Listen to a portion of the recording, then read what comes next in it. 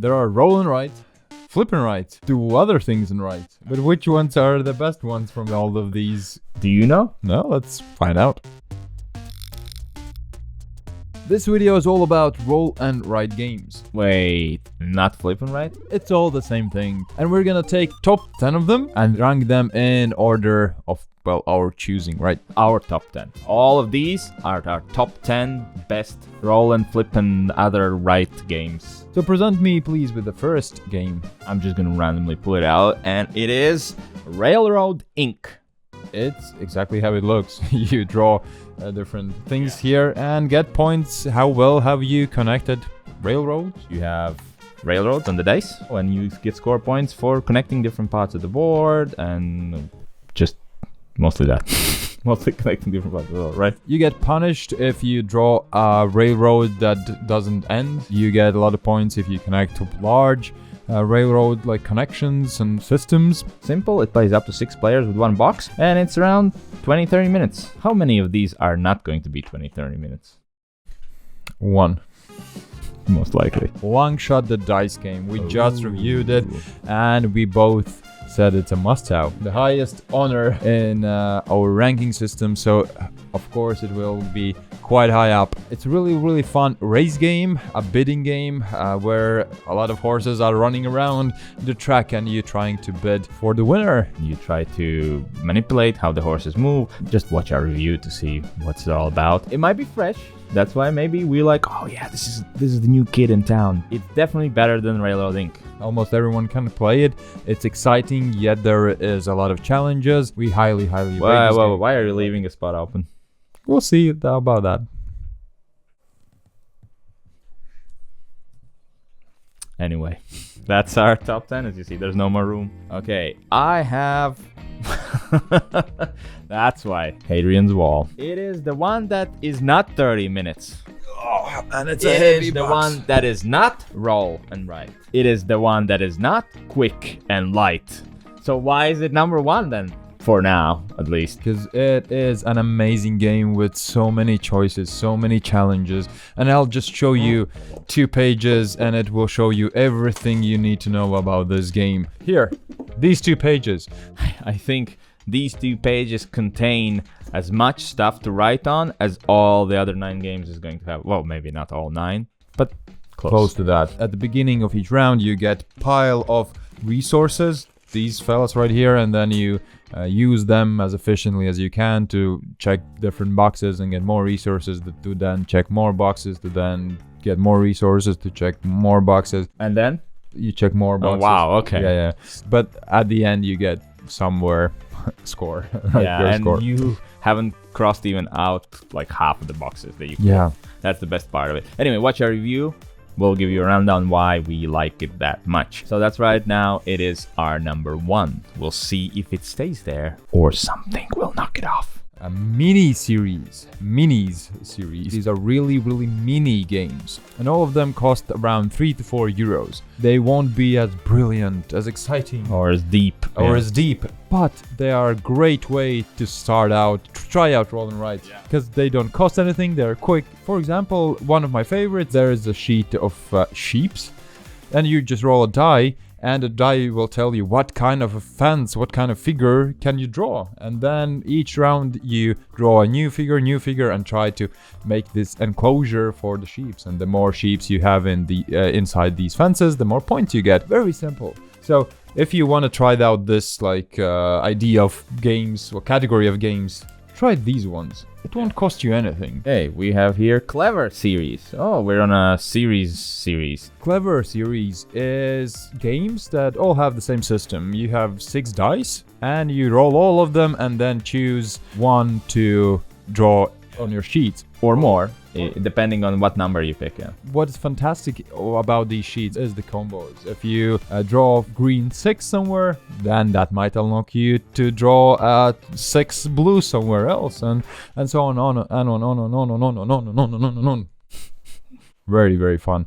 One of my favorite 2-player games that I play with my wife, because very relaxing experience, yet very challenging and fun. And it also one of those things that gets better the more you play it. You would put it underneath. I would go under a long shot, even though I really do enjoy the first one. In the story games, you kind of not helped me out, but agreed with me. So this time, I'm gonna give it this to you. But you would have put it above? Yeah, I would have put it above, but I would actually like put it very close, so there's no space between them. So yeah, they're very close. Our next one is Roll Through the Ages. That is an old one, really old one. Here you go. It's almost like it's rolled through the ages towards this top 10. Okay. Yeah. Okay. No. Sure. Yeah. No. No. But okay.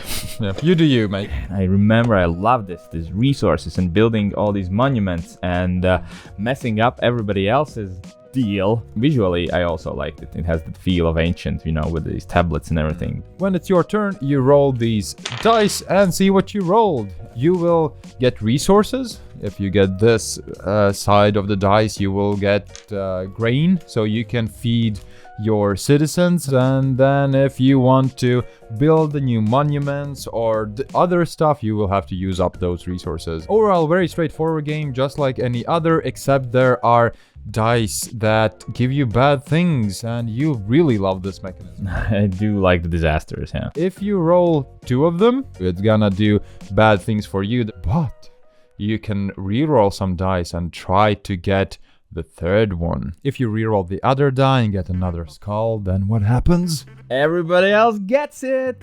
So you can always risk and try to, do bad things for others. That's always fun, right? It is. Below Railroad Inc., most likely, I would go somewhere here. I definitely like it better than Mini series, but Railroad Inc., I guess, is, more modern, maybe. Yeah, I enjoyed it more, even though this is a really good game. That's why it's on the board. It's Welcome To.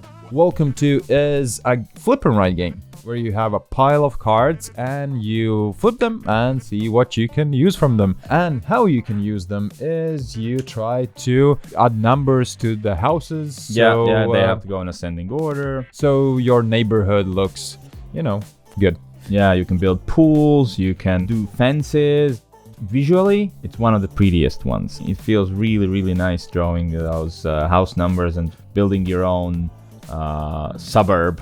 I got introduced to Double So Clever and Welcome To in almost the same time, approximately. And I've played Double So Clever much more. So Welcome To deservedly there. To visualize, I try to, not always, but we try to write down the scores of our games, and you can see that we have had 5 games, and then there's Doppel series, which is like a bit more games. Cartographers. Here we go. It's a roll and draw game. It's not a roll and write game. Flip and write or flip and draw game. So you're drawing a map, and each round we flip open a card which depicts a shape and a style of what it is. It can be a village, it can be a forest, it can be a field, it can be... What else can it be? It can be a monster. And then you just do that shape, draw that shape on your map, and fill it in with the correct thing that it is. We took our time and then colored it. It makes it even more fun. You need forests around mountains, or maybe you need villages in one big group. And then sometimes you will reveal a monster. Take another player's map and then draw a little pesky monsters there that give that person minus points unless he kind of builds around it and then negates that effect. I would put it above Welcome To. I would too. I thought you'd want to put it higher. No. Clever series are too good to be touched. Okay. Rolling Realms. It is a roll and write from Storm Magnus. And why is it unique? Because it consists of a lot of mini games. And each of those mini games are based on other game that they have published already. Well, most known, I guess, would be Wingspan. A lot of people know Wingspan, right? Or Sight. So each game you will have 3 mini series, which basically are the scoring cards. They will tell you how you can get points in this specific game. And there are these 2 large, beautiful dice. I love them. You just roll them, and depending on the numbers, you can draw in different things here. And you can use one for one and the other one for another thing. Yeah, I would call this a complex roll and write. Mm-hmm. What makes it complex is all those different games, how they work, and their special rules. Where this game shines is the solo game actually, because there is even a mini golf thing where you need to fulfill 18 different levels with different these mini games. I enjoyed the solo game even more than multiplayer, so if you're somebody who likes solo games, then you'll enjoy it. I would put it below Welcome to, I think. Yeah, I'd agree. Yeah, we agree too easily in this stuff. You should watch our story one. We have more disagreements there. So, one more? One more. It's Castles of Burgundy. So, Castles of Burgundy is an oldie as well. And it's one of the simplest roll and writes here. So you roll 5 dice and you can use one combination of them and write in your sheet. Combination consists of one number and one color. For example, blue 5. I just take blue 5 and write it there. Whenever I finish a specific region, I get a new power that I can then use to easier fill out my city or castle, I guess. Oh, it's province, I think. Province, yes. It's a province. No, you know. It's very important. Yeah, it is very important. So also dice, filling out your sheet, getting superpowers, using them to get points. Very similar to this one. Maybe better looking, yet it's a lot simpler. Plus also there is not that many combos that you can get. For example, in Clever series you mark down this, then you can mark down this, and because of that you can mark down this. Here you can just use one superpower each turn, so you're kind of limited there. Not a bad thing, because it's just simpler because of it. Either below Railroading or below Through the Ages. I would put it under Railroad Inc., I think. Okay, you liked it better than Through the Ages. Yeah. Board Best game hangovers. Best roll and write.